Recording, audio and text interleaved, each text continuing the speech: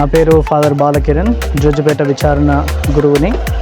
నేను ఈరోజు జాడి విచారణకు వచ్చి మన జ్యోతినగర్ విశ్వాసులు మహిమగిరి కొండ దగ్గర శిలువ విజయోత్సవ మహోత్సవాన్ని కొనియాడుతుండగా మరి వారి పండుగల్లో వీరు కూడా భాగస్థులు కావాలనే ఉద్దేశంతో ఆ త్రిదిన పూజల గురించి వివరాలను వీరికి చెప్పడం కోసం ఈరోజు ఇక్కడికి వచ్చి పూజాబలిని సమర్పించడం మరియు వారి కోసం ప్రార్థన చేయటం, అలాగే వారిని ఆ యొక్క పండుగకు ఆహ్వానించడం జరిగింది.